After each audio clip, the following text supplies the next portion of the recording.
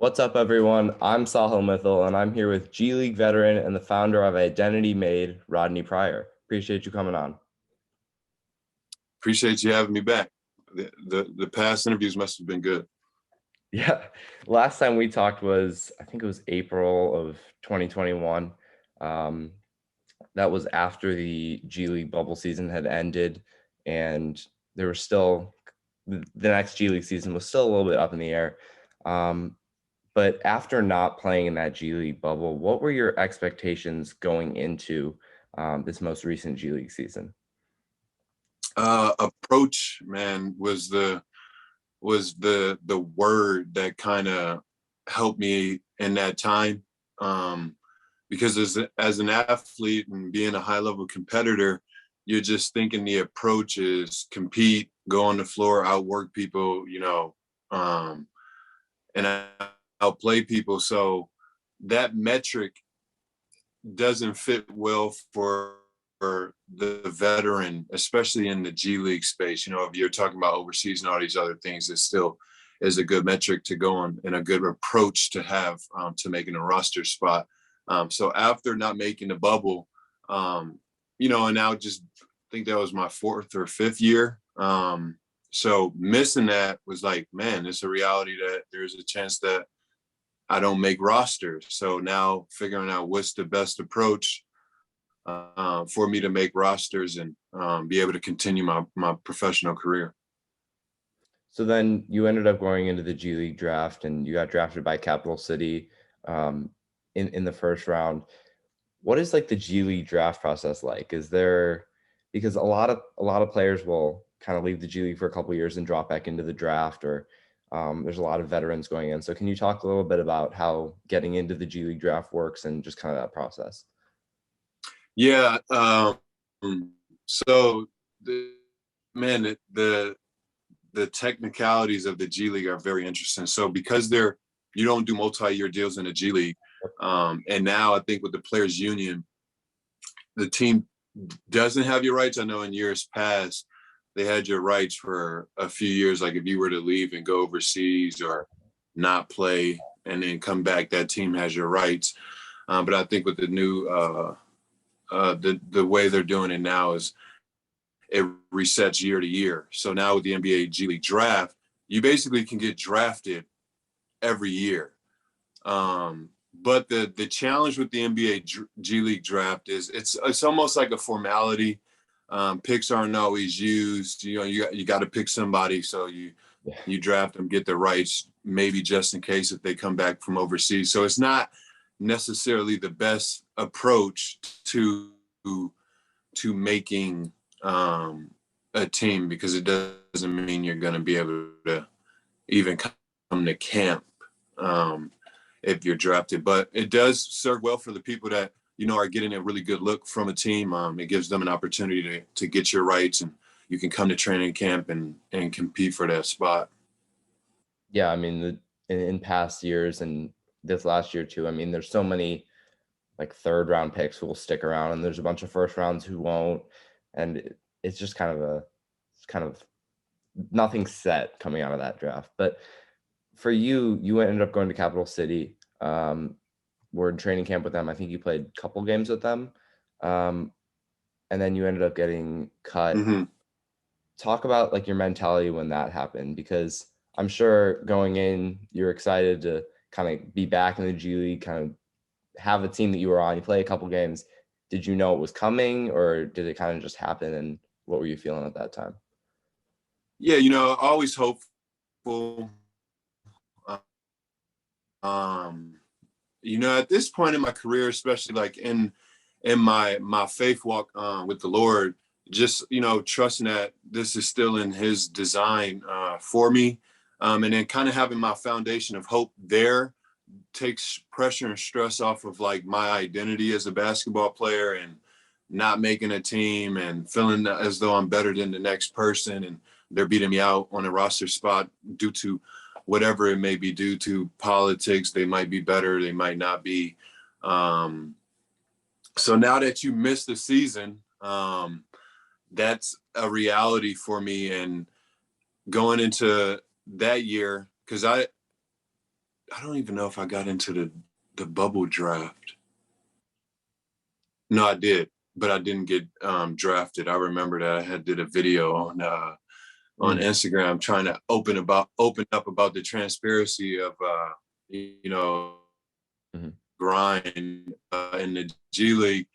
So again, missing the bubble, not getting drafted. So these are two like big things in my career at that moment. And overseas is kind of out of the picture for me now, being married and having a son. And so now coming into this one, you know, very hopeful.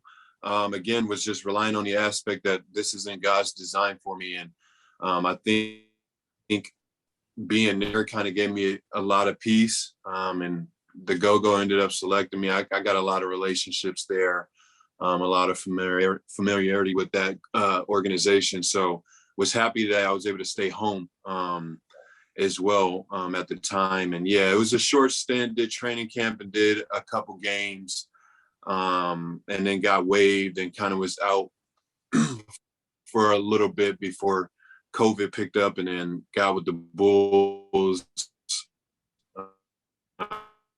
which I know we'll get into, and then ended up with Stockton. But for that period with the Go-Go, it just showed me, man, like it's hard to be a pro. You Yeah. know, it's hard to make it year to year. It's hard to sustain momentum because I felt like my campaign I put together my first few seasons in the G League was really good. You know, off the court, I think I'm exceptional for what I try to embody as a professional athlete in locker rooms, helping teams build culture and things like that. So again, now trying to figure out what's the best approach for me, not just from a basketball standpoint, but from a life standpoint to further my playing career. Yeah, and after the Capital City stint, then the Bulls came calling again. Again, this is kind of a funny story because I know last time we talked, you talked about that like 1 week stint you had with Windy City. I think it was 2018-19 season, or I think that was the year. And so they come calling again because the whole Yeah. team's hit by COVID. Talk about that kind of what happened there, because it had to be all quick because they brought everybody in kind of straight to the arena is what I heard, because they were trying to get a game played that night. Yeah. Yeah. So for backstory for people that are uh, listening. So yeah, 2018, I signed, I believe I got traded to the Bulls, was there for like a week, got waived, and then I finished that season with Toronto. Um, so super short stint. And then now coming into this year after I got waived with the Capital City Go-Go, COVID outbreak happens. A lot of teams are catching COVID, and the Bulls called me in. And it's funny, we were going to play my buddy Brandon Knight and the Sioux Falls Skyforce that weekend, which was going to be super fun and exciting.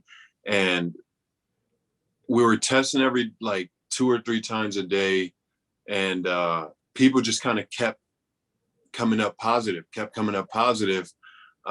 the point where they canceled. One of the coaches got COVID, and a couple more players got COVID. So they canceled the game. And then the next day, another player caught COVID. So then at that point, they didn't even allow us to go to the showcase because we were going to play Sioux Falls twice. And then I think we were going to play another team, and then we were going to go to showcase. So they just shut it all down. And so my second stint with the Windy City Bulls was just in a hotel room and running on a treadmill to try and stay in shape if we had a chance to play, and then ended up getting waived, and then came back home for a little bit and then finished up with Stockton Kings. Yeah, I know we were supposed to play, I think Sioux Falls that weekend, and then we were going to play Grand Rapids. Yeah. Right after that. I think IT was on the team at that time, but I think he ended up signing into the NBA the day before he was supposed to play us, but that game got canceled anyway. So Yeah. uh, Yeah. and yeah, I mean the whole team got it. I remember they brought you in, and I think there were two others in, maybe one more, maybe four. Yeah. And I know when they brought you in, they had like four other guys who were like legit on the team, and Josh was spacing everybody out. He was being kind of meticulous with that, but didn't end up Oh, you mattering. talking about Arena? Yeah, when they brought you guys in, that Yeah, because that we first thought, game. we thought we were gonna play that night. Yeah, I think we came in for shoot around. Yeah, we thought we were gonna play that night, and they ended up saying, you know what, the league was just like, we need to, shut it down. So, yeah, it was and all it's interesting too, because any opportunity because in the athlete world, man, like it's about that like grind. Like I put in this work, I work so hard, and we want the opportunity a certain way. We want it based off of our work, off of us beating out the next man. But now over the years, people are realizing, man, like it's hard to come by an opportunity to showcase yourself and try to make a roster. And I remember getting there because at this point I am just so aware to the metrics of the game and the professional life and what kind of goes into you sticking, not sticking, because there's a lot of uncontrollables, and why you will be on a team or not. And I remember a few of the guys like were like excited about this opportunity where I'm like, man, it's in my head coming. I'm like, I know I'm only here until right. the COVID, the people who tested positive are back. And I remember they were like super excited and wanting to prove themselves and get the opportunity. And I'm like, man, like it reminded me of like that purity aspect, but then again, like that aspect of like, do I tell them like what it's gonna be like, or kind of let them, you know, kind of still stay in that like that naive like passion space. Yeah. Yeah, I mean it was tough the whole year because everybody's getting sick. People were signing. I know, like with Fort Wayne, I think DJ McCall signed for a weekend, and he knew it was a weekend, and he had to like post on his Instagram like, I know I'm only here for a weekend. Like, you guys just need to know I'm only here for a weekend. Don't expect me to be here after this. Um, but yeah, I mean, it was a crazy season with everybody going up to the NBA and then coming back down. Um, and so you ended up signing with Stockton, I think, beginning of January or end of December. Um, and you had a Yeah. stint with them. You didn't play much, but being there and kind of watching most of the games from the sidelines, um, was being on a team like, were you satisfied in some fashion, but also disappointed that you weren't playing?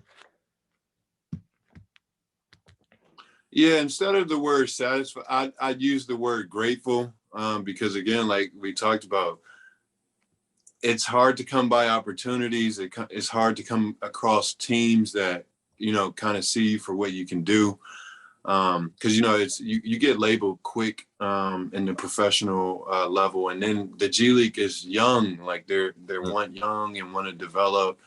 Um, so I was grateful for the opportunity, and because I was there with a grateful heart and mindset, my ego and pride didn't best me while I was there. Because situations you see like that, I could have got there and been like, all right, I'm about to kill everybody and prove that I need to be on the floor, and further my career.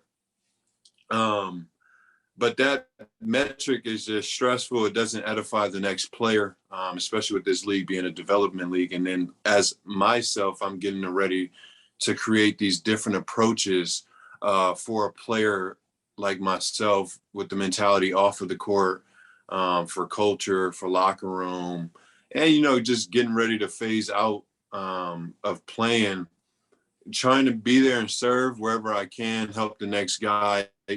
Why I'm a competitor, I'm still going to compete, to be on the floor. And, if my opportunity comes to be on the floor, I know I can help teams win games and be a valuable player in that role. But yeah, when I got there, that was like the mentality I went with, of just how can I make this team better? How can I make the guys around me better to show these teams that like I'm a guy that you must have on the roster.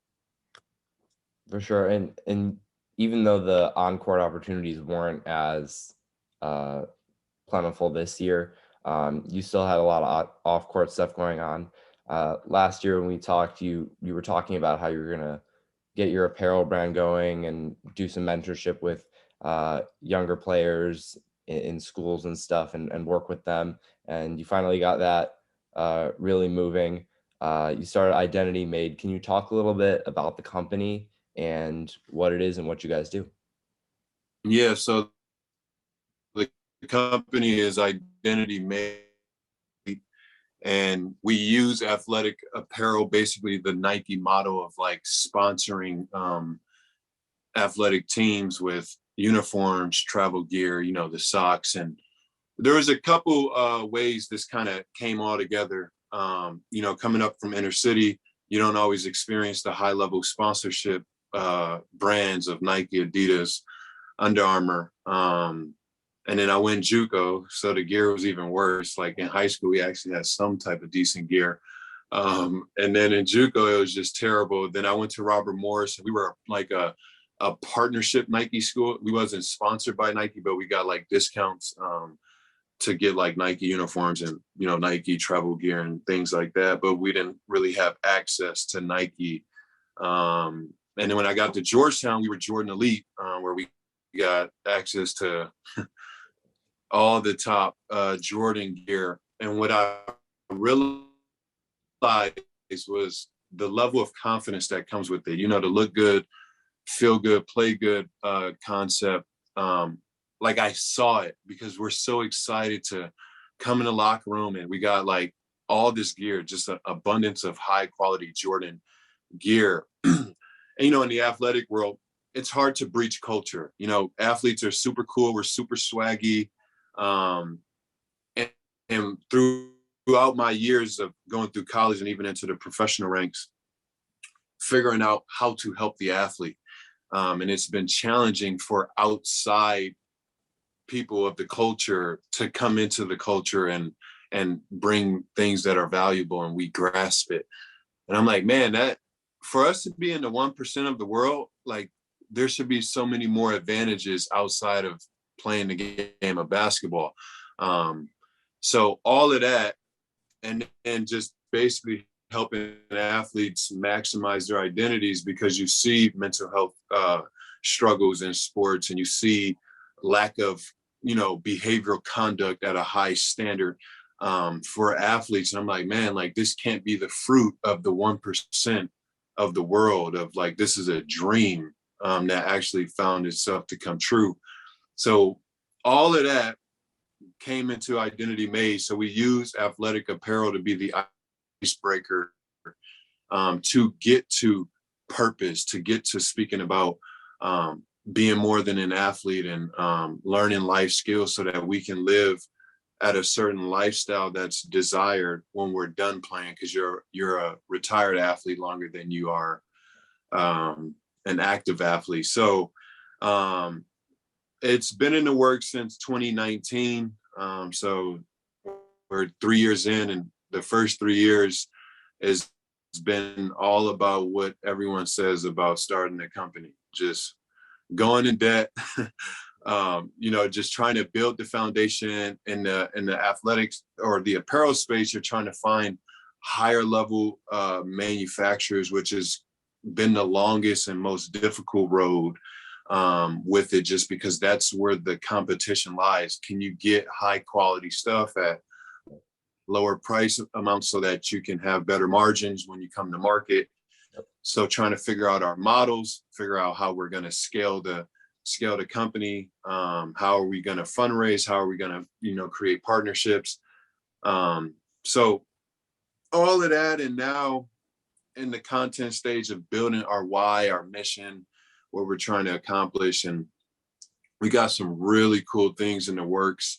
And I'm super excited for us to finally like get off the ground and start sponsoring teams and working with individual athletes to kind of maximize those. I know you've put out some gear so far. I think there was the blackout package that you were selling, I think now individual pieces from that. Mm-hmm. Can you talk a little bit about the gear you're doing right now, and not to put you on the spot, but if you have any like around, if you want to show it? Oh yeah, I should have some around. I'll definitely show it in a little bit, but Yeah. Yeah, the blackout package was our push for our prototypes. So just kind of seeing people's reaction to it, the material, the fabric, the fits, because we want to do apparel at a high level, not just like, your typical like, oh yeah, we do apparel. And to even be able to compete with Nike, Adidas, who already are just like giants in this space, and the market is saturated with tons of apparel brands. I think it is a way to promote your brand, even if you're not like super focused on the actual apparel. You're just more so focused on getting your brand on items that can be worn around. So we definitely wanted to make sure we weren't seen in that boat. So now we're in the prototype stage, going through sampling. Of course, I start with the athlete because we're the ones who are traveling in it and buying it most of the time. So getting these higher level athletes who's been under Nike, who's been under Adidas, Jordan, to get it and say, man, like this actually feels better, or, this is just on par. Get those testimonials so that we can then in turn make a push to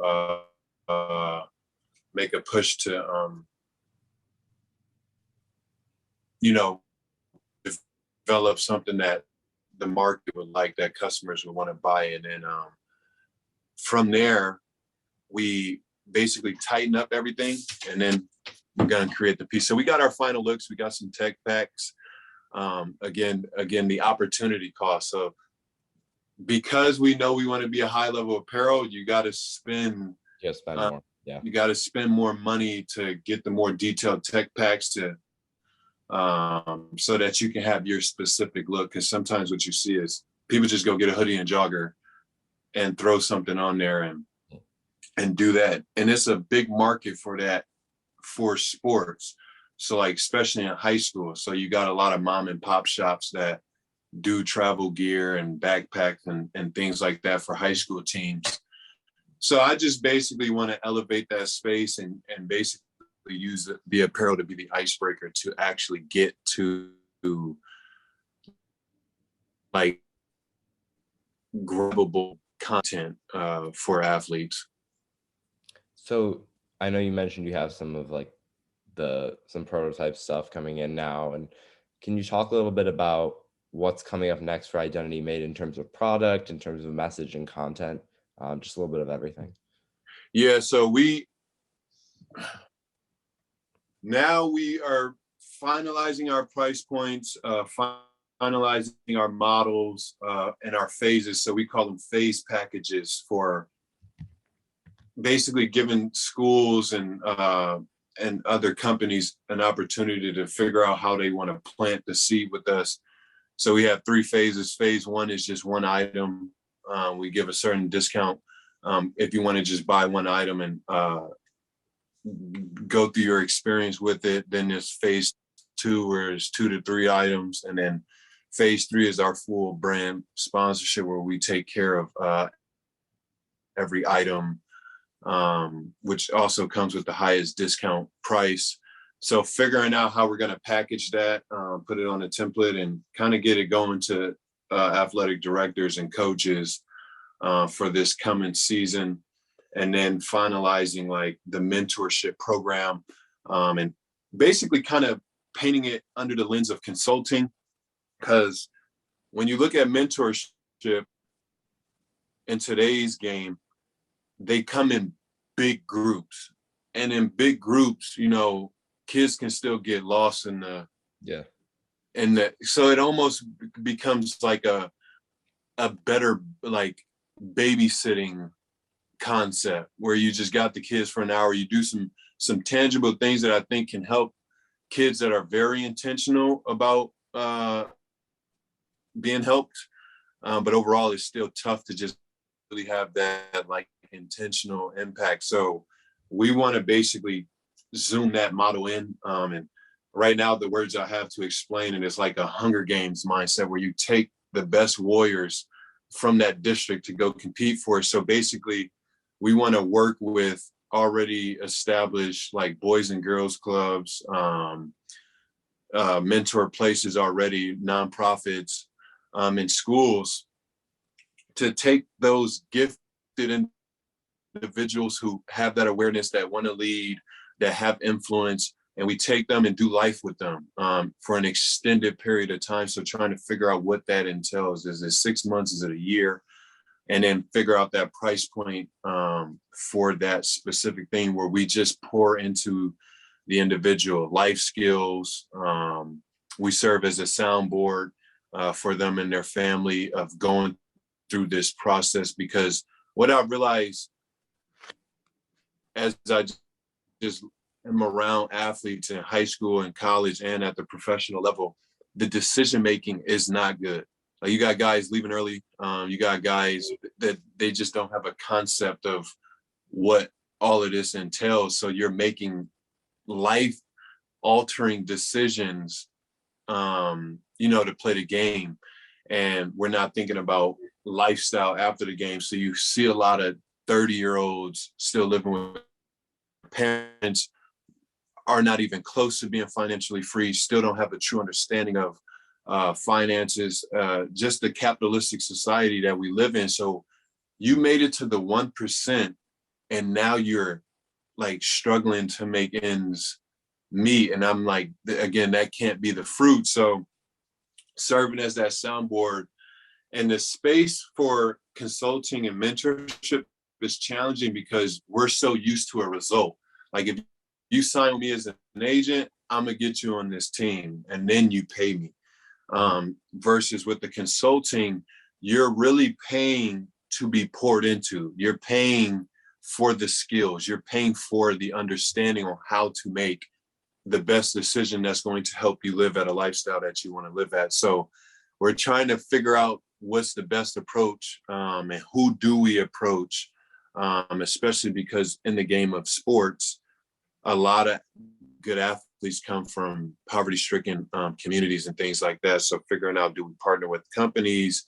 If we go straight to the families, like, how do we mark up those prices and things like that? So that's kind of where we're at right now as a company. So I think you have some of the gear from Identity Make now. So if you want to show that off and talk a little bit about some of the pieces that you have. Yeah. So I wanted to start kind of with like what people are familiar with, because it's so interesting, because like we're like trying to be at a high level in apparel. Like, I had to learn fabrics, I had to learn weights, I had to learn GSM, all these different components that go into making, some of the best items. And like, this is kind of like your standard cotton polyester hoodie, where it comes off more cotton. So this is like super standard tradition Nike that they've done with Team USA. So that's like your basic hoodie. Then then there becomes like just levels to the style, levels to the fabric. So then this is like what people would probably deem a more cool hoodie.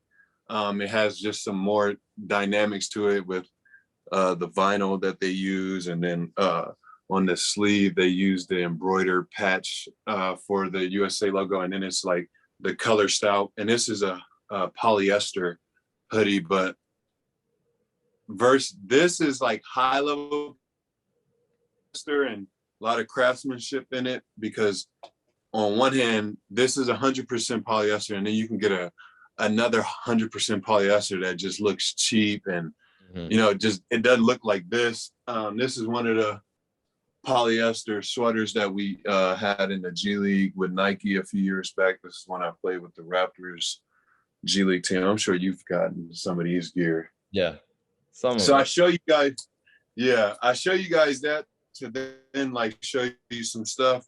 that we're doing with ID. So this is one of our hoodies, and just like for the breakdowns, like so on the sleeves, like we got different stitching and things like that, and then a different cotton that serves a little softer, just kind of fits a little better, feels a little better. So these are the things that we prototype first, get them out to athletes that have been in Nike and all these different things to see their thoughts and kind of get their feedback. And then we kind of, depending on what the feedback is, we go and make the changes and adjustments and then kind of go from there. And then this is just the hoodie version of this material. So this would be like our cotton hybrid material. There's a lot of different fabrics kind of mixed into that. And then this is like another sweater series that we have. I like that. Again, super quality. And yeah, I'm just super excited for once we get it to the market and get people in it, just because it's so much sweat and tears that go into this. It's not just your white label project where we go buy Gildan stuff and then put our logo in it. But, you know, a lot of time, a lot of money invested into getting the right look. And here's the blackout polyester joggers that we are sending out right now. And like some details with this, you know, you got some of the mesh going down the pocket, some cool things like that. And then this is the hoodie. We're trying to experiment with something cool. So with the hoodie's pocket, it's all mesh. So I'm like, man, I'd be curious to see how people respond to that, because this hasn't been on the market like that. So we got some cool things in work. I got some other tech packs that I wish I could share with like some even more, like when you look at this, you think Identity Made styles that I'm super excited to get made and out there as well. Well, definitely once there's some more sizes out there, and I think for the blackout packages, what, just larges and extra larges. Yeah. Once there's some mediums out there, I'm definitely gonna have to grab some of it. Oh yeah. Now I want to transition a little bit into USA basketball. You played in the 3x3 nationals recently. Can you talk about how that 3-on-3 opportunity came about with USA basketball? Yeah, it's so funny too now when I hear people say 3-on-3, because it's 3x3 FIBA, and they're like they're super specific about that because it's vastly different than 3-on-3, because you know a typical 3-on-3 is check the ball up, slower games. So with FIBA, the 3x3, so again, it's 12-second shot clock. Yeah. It's continuous play until a foul, like dead ball, which goes into nuances because you get so tired so fast that you got to strategically take fouls, let the ball kind of roll out of bounds so that you can get like a quick breather. So you check ball, and it's like probably like 8 steps from the 3-point line. That's the out of bounds. So you don't even get all the way to half court. A FIBA 3x3 court is basically a few steps behind the 3-point line, and that's the cutoff. So you check ball. You got 12 seconds to score. And it's funny, when you're new to the game, you play a lot of one-on-one. You don't move the ball. You don't move your body. You kind of just play one-on-one. The really good teams are moving, setting screens, slipping, just playing like some really good basketball. And you get to be a little more physical. So there's a lot of fouling going on because it caters to the retired athlete.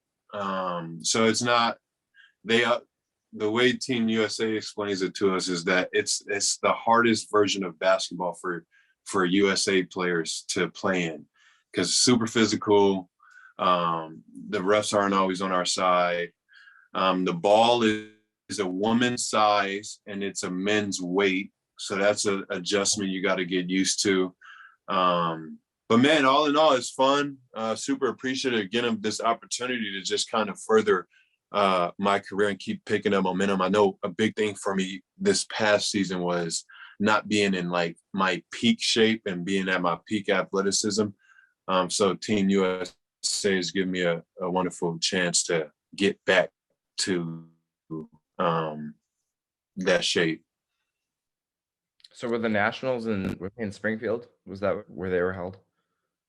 That was so Team USA now are trying to get G League players acclimated to the game so that because you can't technically get NBA players because you got to develop points in order to even be able to make the national team. Like you can't just like 5-on-5 where it's like, yeah, I'm playing, and then you just go play. So now they're trying to get the highest level players after the NBA, which is the G League guys, to commit to it. So they put together these training camps where we come in for a week and a half, get used to the game. We play, we learn the rules, the nuances, and then we go play in a Red Bull tournament that sometimes the USA hosts or FIBA in itself hosts, because there's tournaments always going on year round, and the USA just kind of got involved at a higher level with it because it's been super popular in Europe and is now an Olympic sport. And like European guys, like as soon as like 5-on-5 isn't like promising for them, they strictly only play 3x3. Okay. So the USA just put together the World Tour team for the first time. It's going to have you, 5 other guys who have G League experience, and then I believe one guy who just came straight out of college last season. Yeah. Talk about what that's going to look like for you in the coming months and the rest of the year, because the press release said it was going to be kind of select events throughout the summer and the fall. So kind of talk about what's going to be going on for you. Yeah. I think this is a unique opportunity because it's as rigorous because a lot of that's the thing. USA is trying to get guys committed to this because you got to be committed because like you can't be too cool in this or you're losing. Like you'll lose to 3 out of shape players in 3x3 if you're too cool and things like that. So they do a lot of these mini camps to just see if dudes like the game. And if once they get into tournament play, if they think this is something that they can commit to in a summer, because especially when you're a fringe level NBA guy, you're trying to be in mini camps, you're trying to get summer leagues, you're trying to do all these things to be ready for 5-on-5. And then of course your body, because this is your off season as well. So the way they designed it, only 4 players can go to a tournament. And I believe there's 6 guys on the roster. So basically they pick, depending on the matchups of the other countries or teams that are going to be at the event, they pick what 4 they want to go to that event. So it'll help guys that want to go to or get invited to summer league, because you always take 5-on-5 opportunities. Yeah. And they tell you to. It's not like no, you're 3x3 and you can't do nothing else. They actually are trying to find ways that 3x3 actually propels you to 5-on-5 again to help guys be more committed to it. And I think that's kind of the role I'm taking with it, of trying to help figure out those ways of 3x3 benefiting people for 5-on-5. Speaking of it benefiting you for 5-on-5, I know there's next G League season. The next season's a little bit of ways away, but we've got summer league coming up. I know Jared Wilson-Frame, he's on the 3x3 team. He's going to be playing summer league with Orlando. Is it possible that we see you in summer league this year? No, I probably will not be playing in summer league. I'm gonna try and poke my head down there though, and meet people, because I'm also in the G League mentorship entrepreneur program. Okay. I know they're doing events for us down there as well. So I'm gonna try and get down there the first couple of days of summer league because we got training camp in New York on the 10th for 3x3. But no, I don't think I'll be playing this season in summer league. And after the 3x3 stuff happens, what do you have any ideas of what your plans are for future basketball opportunities? Yeah, so just kind of playing relationships, talking with teams that I've played on, and Brad Jones, also a part of 3x3, and he's one of the head guys in the NBA G League. So been having a lot of conversations with him just about this new approach that I'm trying to take with basketball in my career, and trying to just edify an organization and the players on the team. So I do believe I'll end up on the roster this season in the NBA G League.